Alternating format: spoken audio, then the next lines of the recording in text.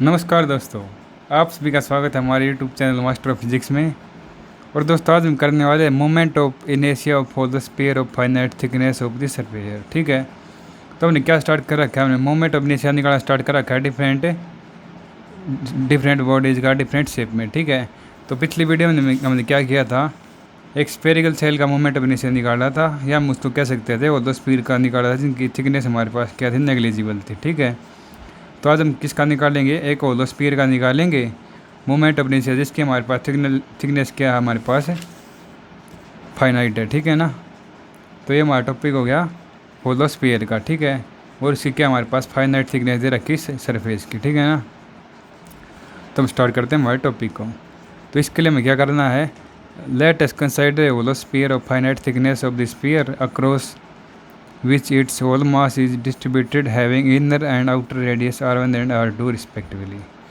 तो इसने क्या बताया है, हमने एक होलो स्फीयर कंसिडर कर लिया। ठीक है, होलो क्या होता है, जो अंदर से बिल्कुल खाली होता है। ठीक है ना, और क्या बताया, उसकी फाइनाइट थिकनेस है, उसकी कुछ थिकनेस है। ठीक है ना, across which whole mass is distributed having inner and outer radius r1 and r2। ठीक है, तो क्या बताया, हमने एक होलो स्फीयर कंसिडर कर लिया, उसकी क्या फाइनाइट थिकनेस, तो हमने मान ली थिकनेस हमारी ये है ये। ठीक है, जैसे ये है, तो हमने क्या कर दिया, एक होलोस्फीयर कंसिडर कर लिया जिसकी थिकनेस हमारे पास क्या फाइनाइट है सरफेस के ऊपर, और होल मास उसका क्या है, डिस्ट्रीब्यूटेड है रेडियस r1 के ऊपर, एक तो वैसे r1 है हमारा मास, इसके ऊपर डिस्ट्रीब्यूटेड है, हमारा r2 के ऊपर डिस्ट्रीब्यूटेड है। ठीक है, मतलब इसके ऊपर है, और इसके अंदर से हमारा क्या हो गया, बिल्कुल खाली हो गया है। ठीक है ना, तो होलो हो गया। ठीक है, और उसकी डेंसिटी हमारे पास क्या है, density of the material of the sphere क्या है, रो है, और मास हमारे पास क्या है, m है। ठीक है, पूरी बॉडी का। तो क्या कर लिया हमने, एक होलो स्फीयर मान लिया जिसके रेडियस हमारे पास क्या है, r2 और r1 है। ठीक है ना, क्यों है, क्योंकि हमारा मतलब होलो स्फीयर है, तो इसके अंदर हमारे पास क्या मास है ना, वो डिस्ट्रीब्यूटेड कहाँ होगा, एक तो r1 के ऊपर होगा, जैसे एक स्फीयर हमारे ये बन गया स्फेरिकल, इसके ऊपर मास डिस्ट्रीब्यूटेड, दूसरा होगा हमारा r2 के ऊपर। ठीक है, और हमारा अंदर से हमारा क्या होगा, स्फेरिकल होगा। ठीक है, तो आपको स्टेप वाइज आपको अच्छे समझ में आ जाएगा। ठीक है, और उसकी डेंसिटी हमारे पास क्या है, रो है, और मास हमारे पास क्या है, m है। ठीक है, तो हम क्या करेंगे, वॉल्यूम निकालें सॉलिड पोर्शन की।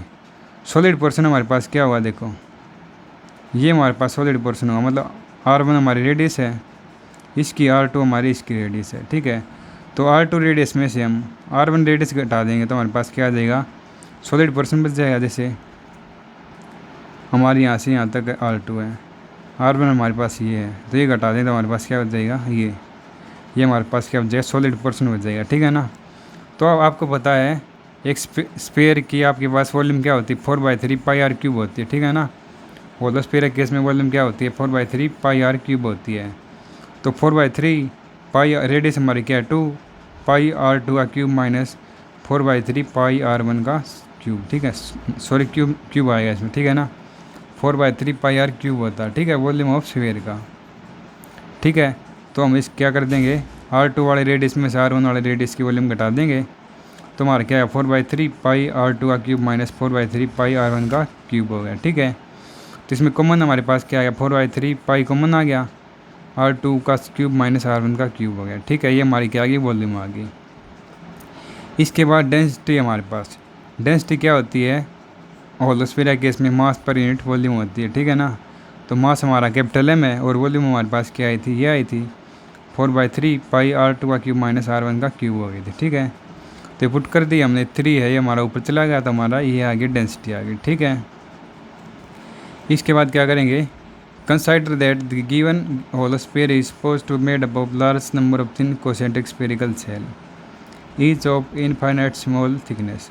तो हमने क्या मान लिया, जो हमारा होलोस्फीयर है हमने मान लिया कि बहुत सारे large number of thin concentric shell से बना हुआ, मतलब कॉन्सेंट्रिक सेल हमारी क्या, जो एक सेल ले रखी इसने, ऐसी ऐसे हम बहुत सारी सेल होंगी, लार्ज नंबर ऑफ सेल होंगी, और उनकी क्या हमारे पास स्मॉल थिकनेस होगी, इनफाइनाइट स्मॉल थिकनेस होगी। ठीक है, तो हमने क्या कर लिया, जो हमारा होलोस्फीयर था वो हमने मान लिया बहुत सारे कॉन्सेंट्रिक स्फेरिकल सेल से बना हुआ, मतलब एक ये ले ली, ऐसी एक और आएगी, बहुत सारी हैं इसमें। ठीक है ना, और इनकी क्या हमारे पास इनफाइनाइट स्मॉल थिकनेस है। ठीक है, थिकनेस हमारे पास क्या, डी एक्स मतलब बहुत स्मॉल थिकनेस है। ठीक है ना, उसकी। और उसके बाद हमने क्या कर दिया, let us consider one of the thin concentric shell to be radius x and thickness dx। तो हमने क्या मान लिया, उनमें से एक मान ली, जैसे हमने एक ये कॉन्सेंट्रिक क्या मान ली, स्फेरिकल सेल मान ली, उसकी थिकनेस हमारे पास क्या है dx है, और रेडियस उसकी क्या है x होगी, ठीक है ना। इतनी हमारी क्या है x है, और इसके आगे हमारी क्या है dx है, ठीक है। ये मैंने लिख भी रखा पहले, x है, ये हमारे dx है, ठीक है। हो गया इतना क्लियर। इसके बाद क्या है, volume of given thin shell, ये हमारी सेल है ना गिवन, इसकी हमारे पास वॉल्यूम क्या आएगी, dv = 4πx² dx, ठीक है। ये हमारे थिन सेल की वॉल्यूम है, 4π, रेडियस हमारे पास क्या है x² है, dx होगी, ठीक है। साथ में हमारी ये, ठीक है। ये आपको एक आध स्टेप याद रखने पड़ेंगे। ये हमारी क्या आ गई, वॉल्यूम होगी थिन सेल, मतलब ये थिन सेल है ना, इसकी क्या आ गई 4πx², हमारी रेडियस है, साथ में dx होगा, ठीक है। इसके बाद देखो हमारा मास ऑफ सेल निकालेंगे, ये सेल इसका मास निकालेंगे तो हमारे पास क्या होता है, वॉल्यूम इंटू डेंसिटी होता है, जैसे ये था हमारे पास। तो हमारे पास मास क्या होता है, मास पर यूनिट वॉल्यूम होता है, तो मास निकालने के और डेंसिटी इंटू वॉल्यूम होता है, ठीक है। डेंसिटी इंटू वॉल्यूम हो गया, तो वॉल्यूम हमारे पास क्या है कि गिवन सेल की 4πx² dx हो गई। वॉल्यूम हमारे पास क्या थी 3m 4πr2 का क्यूब माइनस r1 का क्यूब थी, पुट कर दिया हमने। अब हम क्या कर ले, 4π से 4π कैंसिल, 3m/r2 का क्यूब माइनस r1 का क्यूब, साथ में क्या x² dx है, ठीक है। इतना हो गया क्लियर आपको। ये आपने देखा लगभग स्टेप सब में सेम है, पहले एक की वॉल्यूम निकालते हैं, फिर डेंसिटी निकालते हैं, फिर मास निकालते हैं, फिर मोमेंट ऑफ इनर्शिया निकालते हैं, ठीक है। तो मोमेंट ऑफ इनर्शिया निकालें गिवन थिन सेल है, मतलब थिन सेल है, इसका मोमेंट ऑफ इनर्शिया निकाल लेंगे, और डायमीटर के लॉन्ग, डायमीटर हमारा ऐसे हो जाता है, ठीक है ना पूरा। तुम्हारा क्या होता है, मोमेंट ऑफ इनर्शिया स्मॉल, उसके लिए DI इंटू में 2/3 mr², मतलब देखो जो मैंने पढ़ा थिन सेल में हमारे पास क्या था, मास क्या होता है उसमें, जो सेंटर ऑफ मास हमारा पता क्या होता है, वो होता है 2/3 mr² होता है, ठीक है ना। ये आप याद रखना। हमारा मास क्या होता है, सॉरी मोमेंट ऑफ इनर्शिया क्या होता है इस केस में, जो हमारा स्फेरिकल सेल है उसके केस में हमारे पास मास क्या होता है 2/3, sorry moment of inertia 2/3 mr² होता है, ठीक है ना। तो इसमें देखो हमारा स्मॉल के लिए तो हमारा DI हो गया 2/3, मास हमारे पास क्या है स्मॉल है, इसके लिए DM है, इंटू में r रेडियस हमारे पास क्या है x है, हो गया। तो 2/3 dm x का स्क्वायर हो रहा है, ठीक है। तो dm की वैल्यू हमारे पास क्या है, ये हमने पुट कर दी, साथ में इंटू में x² था, तो x² से x² x की 4 हो गई, 3 से हमने 3 कैंसिल कर दिया, तो हमारे पास क्या आ गई, ये आ गई। ये हमारी क्या आ गई, स्मॉल जो सेल है ना इसके लिए आ गई, ठीक है ना। एक सेल हमने माने दी, अब हम पूरे के लिए माने तो हम क्या करते हैं, इंटीग्रेशन कर देंगे, और किसके रिस्पेक्ट में r1 से r2 के, ठीक है, r1 से r2 के कर दिया। 2m/r2 का क्यूब माइनस r1 का क्यूब इंटू x⁴ dx हो गया। तो x4 का हमारा इंटीग्रेशन क्या होगा, एक पावर बच जाएगी, x⁵ हो गया। r1 से r2 लिमिट लिख दी हमने, r1 से r2, तो हमारा क्या होगा, एक बार r2 लिख देंगे, x का एक बार r1 लिख देंगे, तो हमारा क्या आएगा 2/5m इंटू में r2 की 5 माइनस r1 की 5 अपॉन r2 का क्यूब अपॉन माइनस r1 का क्यूब। तो ये हमारा गया मोमेंट ऑफ इनर्शिया आ गया एक होलो स्फीयर के लिए, जिसके हमारे पास क्या है फाइनाइट थिकनेस है, ठीक है। समझ में आ गया आपको। तो आपको एक बार रिवीजन करा देता हूँ इसका, ठीक है। एक हमने क्या कर दिया, होलो स्फीयर है जिसकी फाइनाइट थिकनेस, उसका हमने क्या निकाला, मोमेंट ऑफ इनर्शिया निकालना, ठीक है। तो उसके लिए हमने क्या कर लिया, एक होलो स्फीयर मान लिया जिसकी क्या हमारे पास फाइनाइट थिकनेस है सरफेस के ऊपर, ठीक है, सरफेस के ऊपर फाइनाइट थिकनेस है, और उसका होल मास हमारे पास कहाँ पर कंसंट्रेट है, मतलब रेडियस के ऊपर। एक तो हमारा r1 के ऊपर होगा, एक हमारा r2 के ऊपर मास डिस्ट्रीब्यूटेड होगा, ठीक है।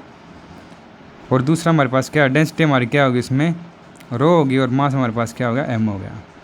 तो हम वॉल्यूम निकालेंगे, सॉलिड पोर्शन देखो, एक तो हमारा ये हो गया रेडियस r1, एक r2 गया, मतलब ये बीच का पोर्शन निकालना, मतलब इसकी वॉल्यूम निकालनी है, तो हम क्या करेंगे, और स्फीयर का केस में वॉल्यूम हमारे पास क्या होती है 4/3 πr³ होती है। तो इस सॉलिड पोर्शन निकालें तो हमारे पास क्या है 4/3 πr2 का क्यूब माइनस 4/3 πr1 का क्यूब हो गया, ठीक है।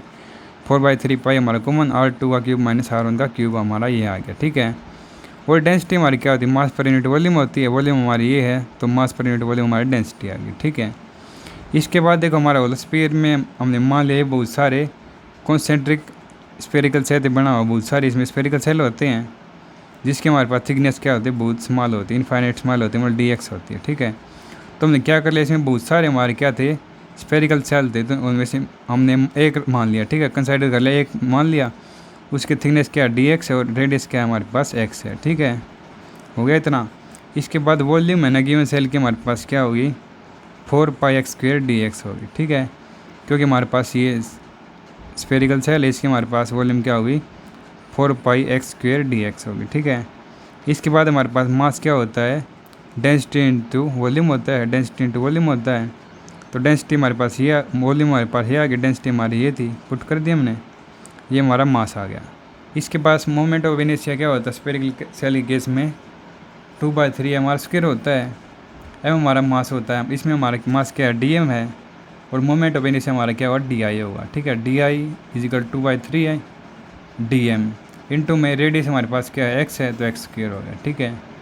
तो dm की वैल्यू हमने पुट कर दी, ये थी हमारी 3m/r2³ - r1³ x² dx into में x² हो गया, x² क्या होगा x⁴ हो गई।